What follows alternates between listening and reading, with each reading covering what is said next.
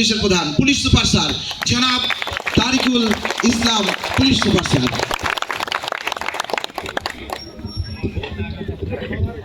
বিসমিল্লাহির রহমানির রহিম। আজকের এই মহতী অনুষ্ঠানে ওপেন হাউস ডেতে উপস্থিত এই অত্র এলাকার সম্মানিত নাগরিকবৃন্দ, উপস্থিত আমার সহকর্মীবৃন্দ, আসসালামু আলাইকুম। আমি প্রথমেই ধন্যবাদ দিচ্ছি, আন্তরিকভাবে ধন্যবাদ জানাচ্ছি এবং মোবারকবাদ জানাচ্ছি যারা এই অনুষ্ঠানে আয়োজন করেছেন, যারা হাজির হয়েছেন, তাদের জন্য আমরা একটা জোরে করতালি দিই। পবিত্র কোরআনের সূরা আল মায়েদায় আল্লাহ পাক ইরশাদ করেছেন, আমরা শুনি যে পবিত্র কোরআন কি বলেছে মাদক সম্পর্কে। পবিত্র কোরআনের সূরা মায়েদা 90-91 আয়াতে আল্লাহ পাক ইরশাদ করেছেন যে, হে মুমিনরা, নিশ্চয়ই মদ, জুয়া, বেদি, ভাগ্য নির্ধারক তীরসমূহ তো নাপাক শয়তানের কর্ম, সুতরাং তোমরা তা পরিহার করো যাতে তোমরা সফল কাম হও। শয়তান তো মদ ও জুয়া দ্বারা তোমাদের মধ্যে শত্রুতা ও বিদ্বেষ ঘটাতে চায় এবং তোমাদেরকে আল্লাহর স্মরণ ও নামাজে বাধা দিতে চায়। অতএব তোমরা কি তা থেকে বিরত হবে না?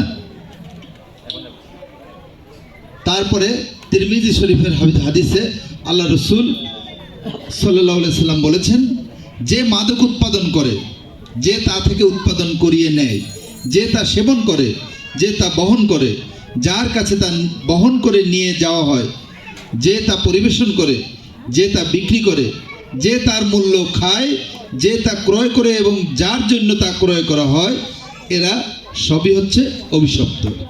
ঠিক আছে?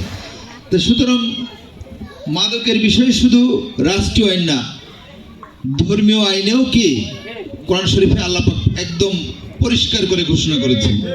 তাই সুতরাং মাদক আর শক্ত ব্যক্তির কিন্তু এই আয়াত অনুযায়ী তার কিন্তু নামাজও হবে না। সুতরাং মাদক কিন্তু খুব ভয়াবহ জিনিস। আপনারা এখানে এসেছেন, এতগুলি মানে অনেকে আমার বাবার বয়সী আছেন, অনেকে আমার বয়সী আছেন, অনেকে আমার ছেলের বয়সী আছেন, যেটা ইফতেখার বললো যে এখানে 3 প্রজন্মের লোকেরা আছেন। এতগুলি মানুষ যদি এক হয়, এখানে সাধ্য আছে কারো মাদক খাওয়ার? এই সমাজে এতগুলি মানুষ, ফৌজদারি কার্যবিধির 46 ধারায় হচ্ছে গ্রেফতার সম্পর্কে বলা হয়েছে। একজন অপরাধীকে কিন্তু একজন সাধারণ মানুষও গ্রেফতার করতে পারে, আটক করতে পারে। তারপর আটক করে তাকে অফিসার ইনচার্জকে অথবা পুলিশ সুপারকে অথবা পুলিশে খবর দিতে হবে, আমরা যে তাকে নিয়ে আসব।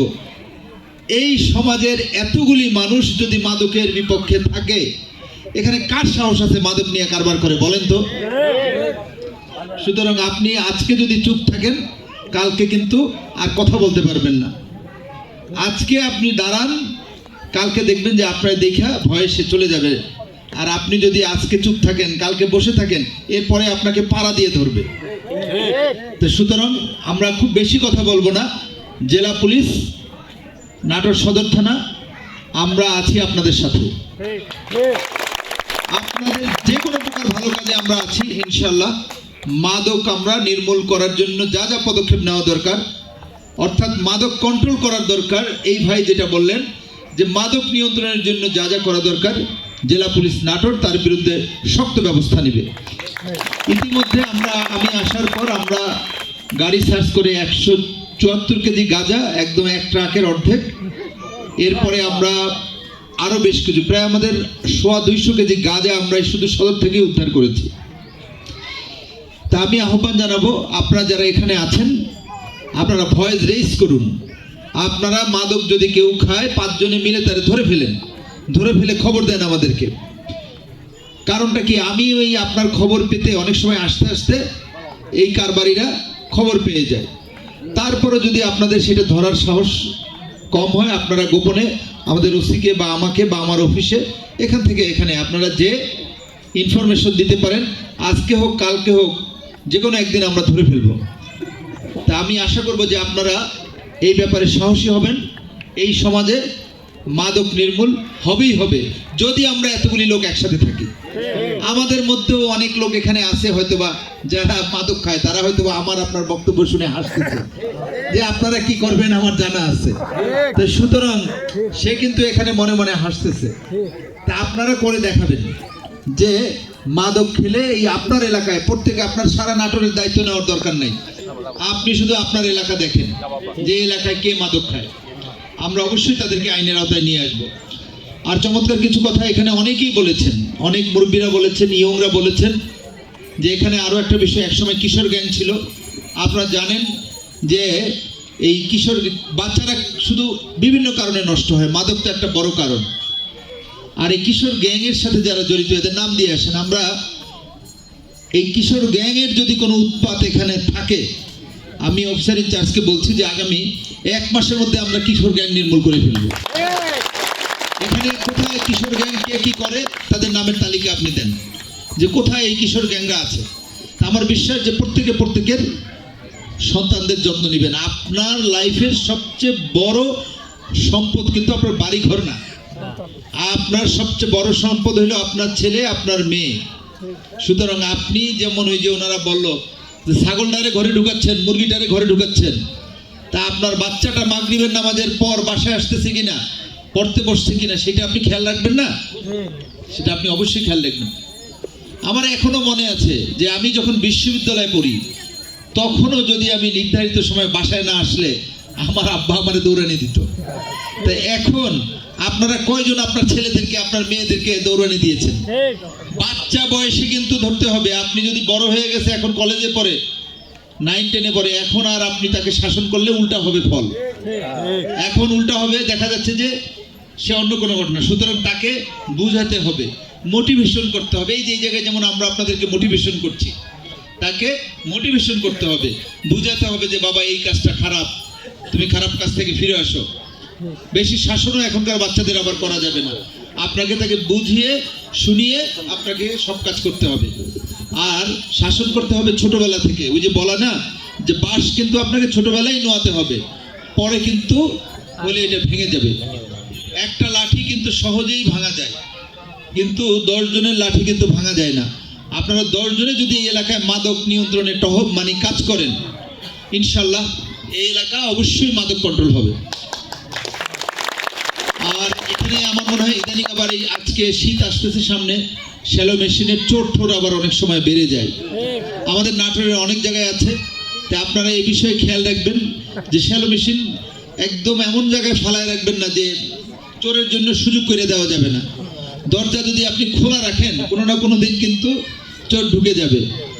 আবার দরজা প্রতিদিন খোলা রাখলেও চোর আসবে না। সুতরাং আমার মনে হয় যে চুরি প্রতিরোধেও আমি আপনাদেরকে এগিয়ে আসতে বলবো। আর বাল্য বিবাহ আমার মনে হয় যে আল্লাহর ইচ্ছায় এই সমস্ত এলাকায় অনেক কমে গেছে, এখন আর নাই খুব একটা।